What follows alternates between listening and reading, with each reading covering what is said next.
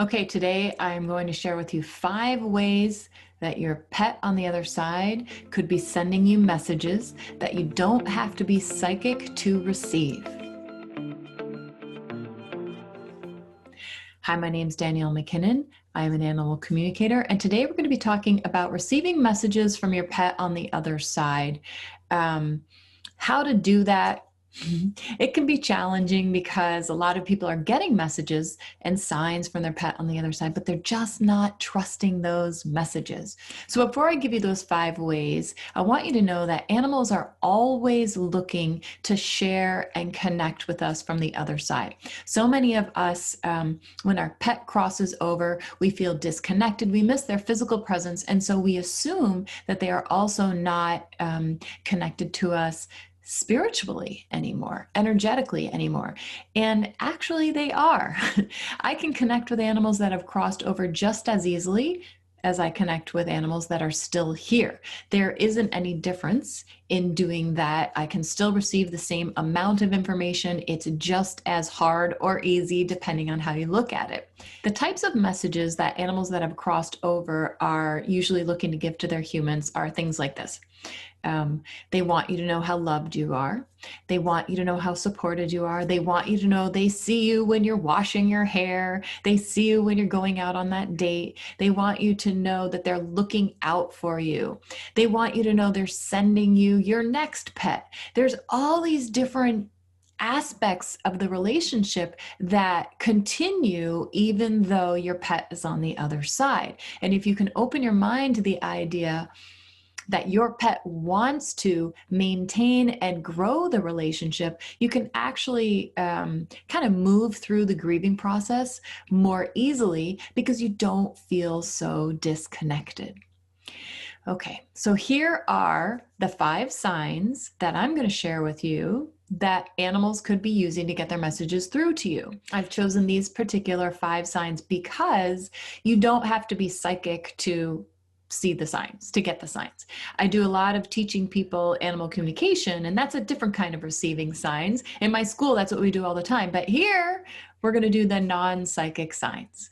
Okay. Sign number 1, you're sitting at your desk, for example, and you hear your dog who's crossed over bark off in the distance. Really cool. You're hearing it with your ears. It's off in the distance, doesn't quite make sense. This is one way they let you know they're around. Could be a bark, it could be nails on the floor, it could be, the hay rustling, whatever it is. It's a sound that you know that you associate with that pet, and that animal knows you associate that sound with him. And so that's why that animal is able to make that sound. Sign number 2. The smell of your pet wafts by, which can be really awesome when it's a good smell. It can also be kind of funny when it's not a good smell. So for example, my dog Bella crossed over. She didn't like baths. She was a chocolate lab, so we didn't give her a lot of baths. What does that mean? She had a smelly chocolate lab smell. And for a couple of years after she crossed over, every once in a while, I would get that smell of Bella going by. It was pretty cool. Number 3. Let's say, again, you're sitting at your desk. I sit at my desk a lot. Let's say, again, you're sitting at your desk and suddenly your animal pops into your mind. So my dog Bella would pop into my mind, and then I would kind of almost like feel or sense or kind of just feel like she's down by my legs like she normally is, laying on the floor while I work at my desk. It's kind of like, I just feel like she's around. This isn't a psychic thing. It's more like she pops into your head and then you feel like you're together again for a moment.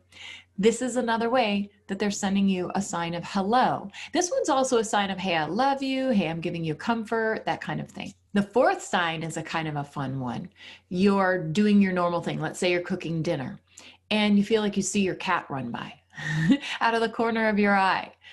They're around, and we can't psychically or in 3D really actually see them, but they do have the ability to make us see them in this way, out of the corner of your eye. So don't discount that like I'm just so used to seeing him. I think that's why it happened. This is actually a way that they send a message. And number 5, my favorite, this has to do with visitation. So I have a Dream Connect method that you can check out. It's actually the steps to getting a visitation from your pet while you sleep at night. It is the coolest thing when you get a visitation because it feels very, very real, and you wake up feeling amazing, refreshed, and reconnected to your pet.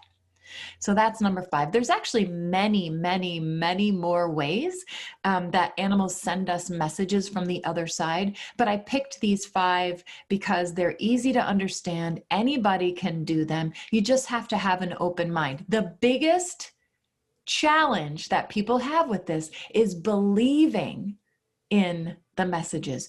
Don't do the thing where you go, oh, well, it could be just a coincidence. You're never going to hear from your pet if you say everything's a coincidence. Never.